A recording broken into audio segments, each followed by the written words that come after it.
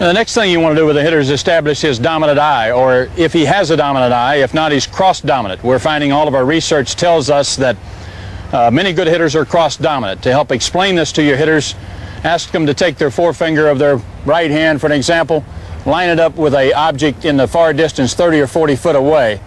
Then as they work through that index finger, close first the right eye and then the left eye. Alternate closing the eyes until the hitter is able to understand that there will be movement in one of those. Closing the right eye, no movement, dictates that I have a dominant left eye. Closing the left eye and there's movement between my index finger and that distant object indicates that the dominant eye is my left eye. Now, if there is no movement as a hitter alternates closing of the right and left eye, then he is cross-dominant. Do some studies of this, share this with your players, because it has a lot to do with how those people are going to deal with their head position in hitting. The device that I hold in my hands right now is called a prop, or a forehead prop particularly, but we use it in several different ways. In this phase of our teaching, we want to be sure of vertical stacking, and it's very difficult. Hitters are going to learn kinesthetically. They're going to learn by feel, and quite often you've got to be able to put your hands on them or put an object on them to help them feel where they are. Particularly dealing with this phase of it, and we're trying to deal with vertical stacking. Coach Whistler's turned his hat around and set up for me so that I can take a forehead prop, move it into a position, and I can allow him at this particular point, as we adjust to it, we can take him and let him take a stride and a swing action without impeding that swinging process. We can have some influence on, say, now look at the head position right there. Are you vertically stacked? Does your dominant eye focus on the ball and do its job of visual acuity and picking up information off the traveling pitch? We can use the prop to do whatever we want. Tension-free hands is a key and important element in this at this particular point in time. The hitter must maintain tension-free hands. We like for him to think that he is holding an egg or holding a baby bird, and as the stride is taken, the hands do not twitch or react. They do not move backward. So as a result, we just lay it on there to give him a touch mechanism, and until he takes the stride, he says, are they still free? Are they still relaxed? Are they moving in a positive action? We must have tension-free hands as a part of the stride. Along with tension-free hands, we want to make sure that the athlete has the head perfectly still, but we don't want him to lock in. So many athletes, as they take the stride and overcome the inertia of the body, immediately lock in with tension in the hands, but they lock the entire body. Now think about the cat as he hunts. That tail is always moving, and it is a tension release. I think every hitter needs to, as he strides and as he sets up to hit and moves to the ball, has to have some looseness in the legs. It has to be a position of relaxation. Not so important downstairs as upstairs. Certainly he can't reflect tension in his hands. The Japanese have a term referred to as aikido. It is the gathering of energy primarily in that science, centralizing all the energy in the midpoint of the body. Well, that's what the power base does. That's what quick zone number 1 does between my knees. It centralizes all the energy at the midpoint of the body. That doesn't mean it has to lock in and be stiff and rigid. It means it can still have flexibility and move, although that energy is centralized. Your hands do not reflect tension. Centralize the aikido as the cat hunts. And what else we want out of that? We want the hitter to feel like he is in harmony with the pitch rather than in fear of it. If the body is gathered properly, one term can easily describe the stepping or striding action in the hitter, and that is the step takes me down. It is a flow down activity rather than a flow out activity. So many people misunderstand that the stride takes them out. It does not. The stride takes me down into my power base, gathers my aikido at the midpoint of the body, and prepares a power package for delivery to the ball. Now let's talk about some negatives. There are some things that occur that destroy the stroke if there is tension in the hands as a part of the striding action. First of all, if the hitter strides and tenses up, he will bar the lead arm. He will have a movement that results in a straightening of the lead elbow. This lengthens the stroke. It makes it a little bit stronger, but it predetermines the arc and path of the stroke as it moves itself to the ball.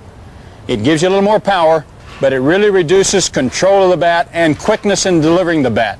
Barring the lead arm, unless you're a power hitter who's willing to strike out 160 times a year, is not what we wish. Tension causes a barring action of the lead arm. The second thing it causes is it causes a vertical hitching. This hitch can be up or down. As the hitter takes a stride, some hitters move their hands downward. They lower it and bar sometimes. These we work in combination.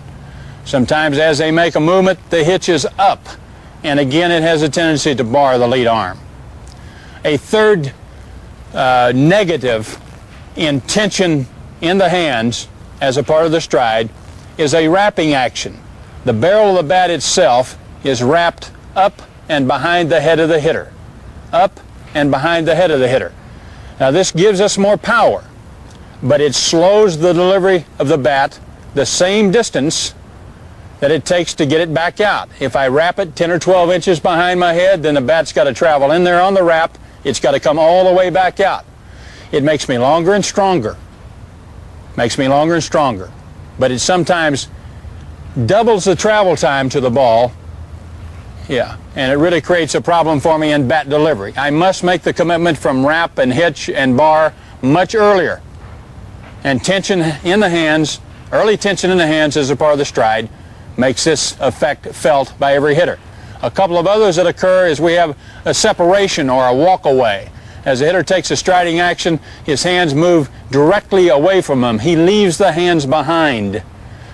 Now sometimes he pushes the hands back, but whatever the case may be, we get an increased distance. And we find sometimes that we're starting to see a lot of daylight between the launching area of the bat and where the hands go. We move way back into the backside. Again, distance back there makes us stronger and longer, but it doubles the travel time of the bat back to the hitting zone. Makes us slow, makes us strong. The last one we'd talk about would be a roll down. It is more uncommon, but the top hand has a tendency through tension to take over and control the bat. It rolls down or opens up. It lays the bat down. Again, it makes the swing longer, stronger, and increases the time it takes to deliver the bat to the zone. These are all tension-created diseases of hitters. These are things we're trying to avoid. We're attempting to have the hitter take a stride, maintain tension-free hands, sustain power, package delivery in the power base and in the quick zone. Extremely critical to quality hitters. This drill is called self-toss. It may be the simplest way to see what the natural hitting action of a hitter might be. He takes the ball, pitches him to himself, and in this drill, he will not have time to take his hands back because of the shortness of the delivery time into the zone. Can't make many mistakes. You don't see a lot of separation. All we're trying to remind the hitter says, make the short pitch and try to be quick. Don't give yourself too much time to react to the ball. As a result, as you key in on the hitter's hands, you will find that he does not separate, he does not hitch, he does not bar the lead arm, or if there are those types, there may be some semblance of all the little gizmos working in there. Sometimes we find the hitter will combine 4 or 5 different negatives. He may not only wrap, but he may hitch and wrap, he may separate and wrap, he may roll down and wrap. From the standpoint of where Coach Boer is working, the shorter the toss is, and again the toss is important, the short quick toss creates a reaction pressure on him that says, hey, I don't have time for negative flow. I don't have time for wrap, pitch, separation, roll down. I've got to be short and quick and relaxed to the ball. And at the same time in the drill, he's trying to maintain all the things we've talked about in developing a proper power base, quick zone, all the striding techniques. Now you can combine all these and he can do this drill out of the strider, out of the stride box, with the strider on, with the weight on the front foot, with any of the drills or techniques we've talked about. Self-toss is one of the real critical drills. It's simple, it's easy, the hitter can work on it every day, and he can tell himself about every technique that we've talked about to this particular point.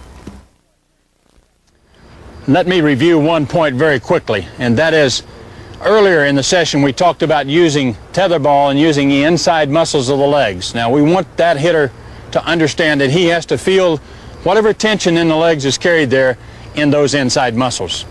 Another couple of points to fine-tune you a little bit with this baby is we're in a situation where we want to be able to